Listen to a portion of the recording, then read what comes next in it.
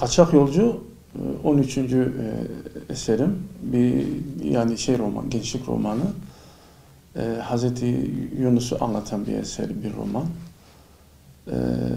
Hazreti Yunus gerçekten gençlik yıllarımdan beri ilgi gösterdiğim, konusunu merak ettiğim, romanlaştırmayı istediğim, arzuladığım bir kısa, Kur'an kıssası. Hazreti Yunus olayı gerçekten derslerle, ibretlerle dolu bir olay. İman, aşk, imtihan, hidayet, sabır, davaya bağlılık, Allah sevgisi, ahiret bilinci, bütün bu konuları işleyen bir kıssa.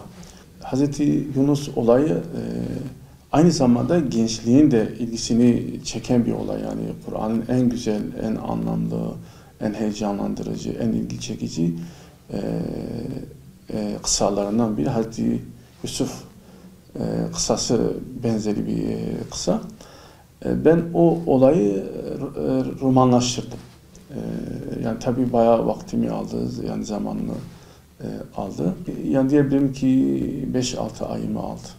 Gerçi hacim olarak küçük ama şimdi bir romanı, bir eseri hazırlamak, yazmak öyle basit bir şey değil. Bir de Hazreti Yunus, ben yıllardır bu konuyu merak ettiğim için, araştırdığım için Hazreti Yunus'la ilgili kanaatimce ne Türkiye'de ne de hiçbir yerde, dünyada Hazreti Yunus'la ilgili özel Hazreti Yunus'a ait bir roman, bir çalışma görmedim. Ben genelde böyle tefsirlerden faydalandım. Bayağı da bir sıkıntı çektim, zorlandım.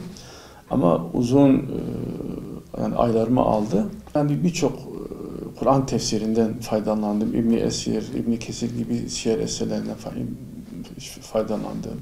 Kanaatimce Türkiye'de ve hatta belki dünyada bir ilk. Amacım Hazreti Yunus kıssasıyla, Kur'an kıssasıyla gençliğe Allah sevgisini, imanı, ahiret bilincini anlatmak, İslami değer ve öğretilerle, Kur'an kıssalarıyla gençlik arasında bir köprü görevi görmek. Şunu da söyleyeyim, ne yazık ki günümüzde gençlik okumuyor. Müslüman gençlik de okumuyor, dindar gençlik de okumuyor. Halbuki yazarlar, edebiyatçılar çalışıyorlar, çabalıyorlar. Aylarını, belki yıllarını alıyor bu tür eserleri hazırlamaları ve bir iki günde okunabilecek eserler. Buna rağmen gençlik okumuyor.